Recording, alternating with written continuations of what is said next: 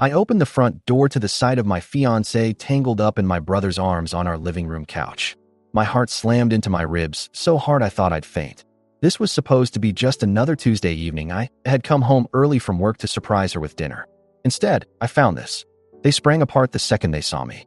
My fiancée, let's call her Anna, jumped up so fast she tripped over the coffee table. My older brother Mark stood there frozen, his face draining of color as if he'd seen a ghost. In that instant, the world I knew collapsed. I don't even remember dropping the takeout bags I was carrying. Hot soup splattered everywhere, but I couldn't care less. My mind was blank and racing all at once. I think I said something, maybe I screamed, but everything is a blur. What I do remember is Anna scrambling toward me, tears already streaming down her face, saying, "It's not what it looks like. Please, just let me explain." Not what it looks like. Bullshit. My fiancé and my brother were half naked, tangled in each other on our couch. How could it be anything else? I felt like I was outside my body watching this happen to someone else. My hands were shaking uncontrollably. Mark started babbling something at the same time Anna was pleading. I couldn't focus. It was just noise, their words a jumbled, sickening buzz in my ears. I remember backing away as Anna reached for me. I shrugged her off when she tried to grab my arm. I think she was crying, her voice high-pitched and panicked. She kept saying my name over and over. "Please, my name. I'm so sorry. I'm so sorry." Mark was saying something like, "It was a mistake. I didn't mean dash." Or maybe he said nothing at all. I honestly don't know because I was too stunned to process it. My vision tunneled, and for a second I thought I might actually pass out or throw up. My brother, my own brother, and the woman I was supposed to marry in 2 weeks. Yes, we were just 14 days away from our wedding. Invitations sent, venue booked, dress and tux ready. All those plans, everything, just gone. I don't even know how long I stood there, but I realized I needed to get out. I couldn't stand to be in the same room as them. Without a word, I turned on my heel and walked out. Anna tried to follow, still half-dressed, sobbing and begging me to stop. I heard Mark say something like, "Give him space." I didn't even slam the door, I left it wide open behind me and just walked. I don't really recall the next several minutes. I think I got in my car and drove. It's a miracle I didn't crash because I was in no state to drive. Somehow I ended up at a strip mall parking lot, of all places. I parked crooked across 2 spots. My phone was blowing up with calls and texts the entire time, mostly Anna's name, occasionally my brother's. I couldn't bear to look at either of their names on my screen, so I powered the phone off and just sat there in the car. I don't know how to describe the cocktail of emotions in that moment. Shock, rage, devastation, betrayal. None of those words feel big enough. One moment I was numb, the next I was pounding the steering wheel, the next I was bawling like a child. I must have sat there for at least an hour, just cycling through every emotion possible. Eventually, I drove to my best friend Jason's apartment without calling ahead.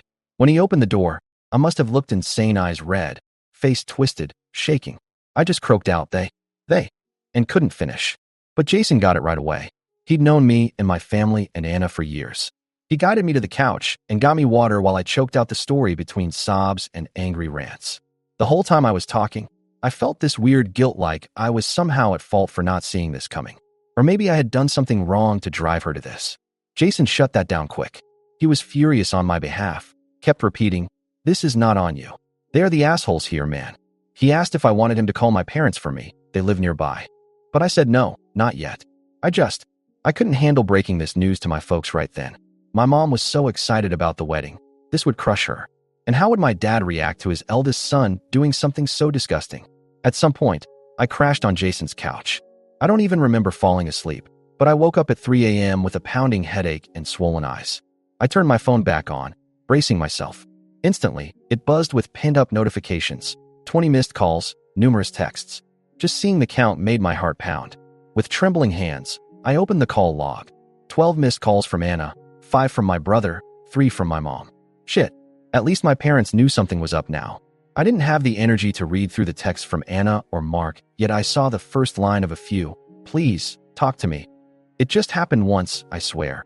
I'm so sorry. Please come home," etc., and felt sick all over again. Instead, I called my mom back. She picked up on the first half ring. She was crying. She'd apparently talked to Anna, which I wasn't expecting. Through her sobs, my mom said, "She told me everything, honey. Come home, please." I told her I couldn't. Not yet. Hearing my mom's voice break for me because of me made everything feel even more real and more horrific. I never wanted to hurt my mom, but here we are. She said my dad was furious and wanted to find Mark and beat him into the ground. I flinched at that imagery, but a part of me also kind of wanted to see that. According to Mom, Mark had left the house by the time she got there. Good. I didn't want to see him. Mom asked if I was safe and where I was. I just said I was at a friend's and that I'd come home in the morning. She desperately wanted me to come right then, but I refused. I couldn't handle facing my now former fiancé and brother yet. She understood, but it hurt hearing how hurt she was. After hanging up, I somehow mustered the courage to skim through some of the texts on my phone. The ones from Mark ranged from outright apologies. I'm so ****ing sorry. I don't know what happened. Please can we talk? To self-pitying, I hate myself. I'm so messed up, blah blah. It made me angry. He should hate himself. I hoped he felt like absolute garbage, because that's still better than he deserves. Anna's texts were long paragraphs pleading with me not to leave her, that she loves me, and this was a one-time horrible mistake. She claimed she'd been drinking and Mark showed up and one thing led to another, but that she stopped it before it went too far. That line made my blood boil like what I saw wasn't already way too far. And who initiates sex with their soon-to-be sister-in-law by accident? Give me a break. I didn't reply to either of them. Instead, in the early morning, I typed out a message to both, something like, I need time. Do not contact me until I reach out. The wedding is off. I'll be by this weekend to get my things. Hitting send on that felt surreal. Wedding off. I dreamed of marrying Anna. We had this whole future planned. Now it was just ashes. Almost immediately, Anna started calling again after that text. I turned the phone off once more. I was done for the night. I curled back up on the couch, feeling like I'd been gutted. I don't think I really slept again. I just lay there replaying every moment of the last few years with her, looking for signs of betrayal that I missed. In hindsight, there were a few odd things. She and Mark always got along well at family gatherings, but I never thought anything of it. Mark had just broken up with his girlfriend a month ago. I realized Anna had seemed extra concerned about how he was doing. I even remembered a moment at our engagement party where I found them talking alone in the kitchen and they got quiet when I walked in. They'd brushed it off as just talking about the surprise slideshow they were preparing for us. I felt like such an idiot. The signs were there, and I was blind. Morning came and I felt a tiny bit more stable, like the initial shock had morphed into a cold, heavy numbness. I thanked Jason for everything and told him I had to go see my parents. I knew I couldn't avoid that any longer. Before leaving, I checked my phone one more time. Another flurry of texts had come in around 7 a.m. from Anna. She said she was going to stay at her friend's place because she didn't want me to feel uncomfortable coming home to our apartment. She begged me to meet her in person to talk. Just once, please. She sounded desperate, but I had nothing to say to her at that point. When I got to my parents' house, my mom practically tackled me in a hug and burst into fresh tears. She kept saying, I'm so sorry, like any of this was her fault. My dad, meanwhile, looked the angriest I've ever seen him. He's normally a quiet guy, but he was ranting about how Mark betrayed the family and how he never could have imagined this. Mark hadn't come home overnight. He lives with my parents currently. Long story, yes, he's 32 and moved back home after losing his job a few months back. Dad said if he sees Mark, he's going to knock his teeth out. I'd be lying if I said I didn't kind of want that too, even though violence isn't usually my thing. We spent most of that morning in a horrible, emotionally charged discussion. My mom asked me if I had any idea why or how this could happen. Of course I didn't. I told them exactly what I saw and what Anna and Mark tried to say in the immediate aftermath, which wasn't much beyond sorry and not what it looks like. Mom was shocked because she really trusted Anna and thought of her like a daughter already. She also was worried about what this means for the wedding logistics like deposits lost and guests to notify, but I told her that was the least of my worries right now. We could figure that out later. I just couldn't even think about it. At one point, in a quiet voice, Mom asked, Do you think you might ever forgive them? That question made me feel physically ill. I snapped, How could I? They knew exactly what they were doing. They destroyed everything. She quickly apologized for asking. She was just worried about me and maybe looking for any ray of hope. But to me, there is none in this scenario.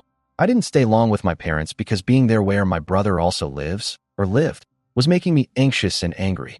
I told them I was going back to my own apartment to collect some things. Mom insisted on coming with me, maybe to shield me in case Anna was there. She was. When we arrived, Anna was sitting on the front steps of our building, looking like an absolute wreck. Her eyes were swollen. She was in the same clothes as yesterday, shivering even though the morning was warm. The moment she saw my car, she stood up uncertainly, as if not sure she should approach. I really didn't want to talk to her, but she practically threw herself at my feet when I got out. Please, just let me explain, she kept saying.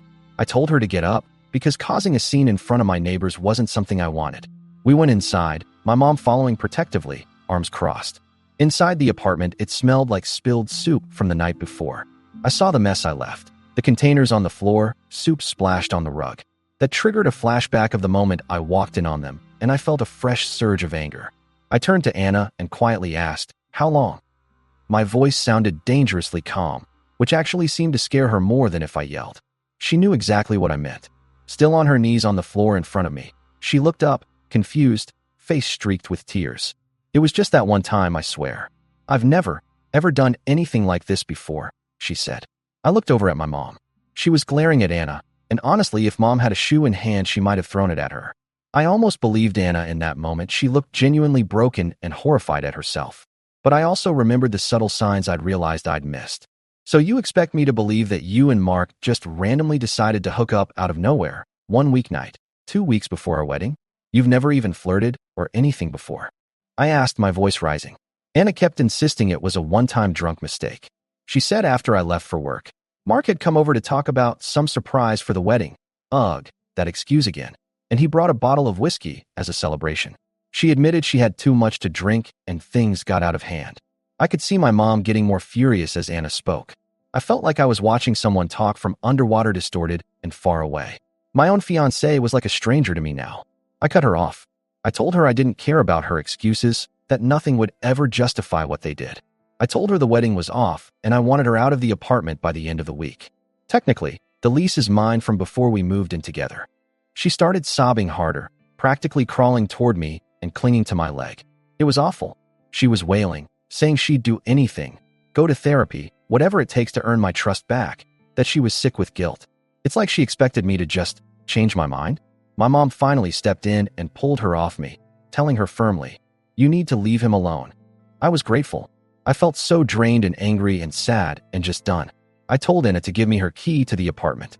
She hesitated, looking at me like I'd slapped her. "Where will I go?" she whispered. I reminded her she said she'd stay at a friend's. My voice was cold. I barely recognized it. She searched my face, probably hoping for mercy, but I had none left. She eventually fumbled in her purse and handed me her copy of the key with trembling hands. She stood there, swaying on her feet, not knowing what to do next. My mom spoke up. "I think it's time for you to leave. We'll contact you if and when he's ready to talk." Anna looked at me for confirmation, but I just stared at the floor. After a painfully long few seconds, she hiccuped another apology and walked out, collapsing into tears again once she was out the door. I watched through the window as she slowly walked down the street, shoulders shaking. A small part of me wanted to run out and comfort her, then I remembered why she was crying, and that sympathetic impulse died. After she left, I realized I hadn't actually planned what to do next. I had told her to move out, but that meant half our stuff was still here and all the wedding things. I felt overwhelmed looking at our shared life that now was nothing but broken pieces. My mom hugged me and said I could come back home for a while, but I'm 30, I haven't lived at home in years, and as much as I love my parents, that felt like a step backward. Instead, I decided I'd stay at the apartment for now, at least until I figure out what's next. It's my place after all. I'm not giving it up because of them, though I might have to burn that damn couch. It's been a hellish 24 hours. I barely feel human right now. I oscillate between crying, seething anger, and this crushing sadness that just sits on my chest like a boulder. I haven't spoken to Mark yet at all besides that single text, and honestly, I don't know if or when I ever want to. My mom said he hasn't come home, and she doesn't know where he is. Fine by me. As far as I'm concerned right now, I don't have a brother. I'm just completely shattered. I loved Anna so much I thought she was my partner, my best friend. We've been together 5 years, engaged for 1. We were so close to the finish line. We were supposed to be spending these days finalizing seating charts and doing last-minute DIY decorations, not tearing our lives apart. I have no idea what I'm going to tell people. How do you even announce a canceled wedding with something like this as the reason? Part of me wants to lie to avoid the humiliation, but I refuse to cover for them. They should feel every ounce of fallout from this. I haven't been back to work, and I don't know what to do about that either. I just called in sick for a couple days. I mean, technically I am sick, heart sick, soul sick. I can hardly get out of bed. I keep expecting to wake up from this nightmare. But it's real, and it hurts more than anything I've ever felt. Right now, I don't know what comes next. I'm just taking it hour by hour. There's so many questions eating at me. Was it really just once? Why did it happen at all? Did I ever truly know either of these people I loved? I'm posting this here because I feel so lost and betrayed, and I have no idea how to begin processing this. Have any of you ever experienced a betrayal like this from the two people you trusted most? How do I even start to pick up the pieces? I haven't cried in at least an hour now, which is something. Writing all this out has been weirdly cathartic, but also has me shaking again. I think I need to try to sleep. I'll check back later if anyone has any advice or if I have any updates. Right now, I just feel like my life as I knew it is over. Update 1. A few days have passed, and somehow this situation managed to get even worse. I met with my brother because he insisted on explaining himself. I chose a public park, thinking I might actually hit him if we were behind closed doors. Mark confessed everything. It wasn't a one-time mistake at all. The affair started almost 2 months ago, not just that night on the couch. It began with him and Anna confiding in each other about their problems, then a comfort hug that turned into a kiss, and eventually, yes, they slept together. The first time was about a month ago. They'd been sneaking around while I was at work. Hearing this, I doubled over and almost vomited on the spot. I was so angry and hurt I could barely see straight. He kept apologizing through tears, saying he was jealous of me, jealous that my life was on track, good job, wedding upcoming, while he was a mess living at home. He claimed he was drunk and depressed, and Anna was there for him. And one thing led to another. They supposedly felt guilty and tried to stop, but it happened again and again. He said they never meant to hurt me, like that means anything now. I asked how he could do this to his own brother, and he just cried harder, saying he hated himself. I was shaking with rage. I came close to swinging at him. Instead, I told him to go to hell. I said he's not my brother anymore, that he blew up our family and my life, and I never want to see him again. He begged for a chance to make it right someday. I laughed in his face and walked away while he was still sobbing. I have never felt such hatred for anyone. Next, I confronted Anna with the truth. I basically told her to cut the crap because I knew it wasn't just once. She immediately broke down and confessed that they'd slept together a few times, and every time she hated herself after, but clearly not enough to actually stop. She insisted she never stopped loving me and was just terrified about our upcoming marriage, so she stupidly sabotaged it by seeking comfort in the worst place possible. I had zero sympathy left. I told her it's over for good, no more discussions. She bawled, sobbing that she'd do anything to fix this, but there's no fixing it. I told her to pack up her remaining stuff and arrange pickup through my mom or a friend, because I don't even want to see her right now. It was an ugly, emotional confrontation, but I stayed firm. I can't and won't forgive her or my brother. I was starting to think that was the final horrible chapter of this nightmare. But of course, there's another twist. Because life likes to kick you when you're down, right? A little while ago, Anna texted me, asking to talk one more time. I ignored it, so she sent another text that made my blood run cold. She's pregnant. Yeah, pregnant. I have no idea if the baby is mine or God. I can barely even type this my brother's. See, we'd stopped using protection recently because we were going to try for a baby after the wedding. So the timing could fit. It really could be mine. Or it could be the byproduct of their disgusting betrayal. I haven't responded to her. I just stared at that text feeling shock, anger, panic, disgust, pretty much every emotion there is. My hands were shaking. I even felt a tiny flicker of foolish hope for a second that maybe if it's mine, something good could come from all this hell. But then reality set in. If it's mine, I'm tied to her forever, and I'll always wonder if she's thinking of my brother when she looks at our child.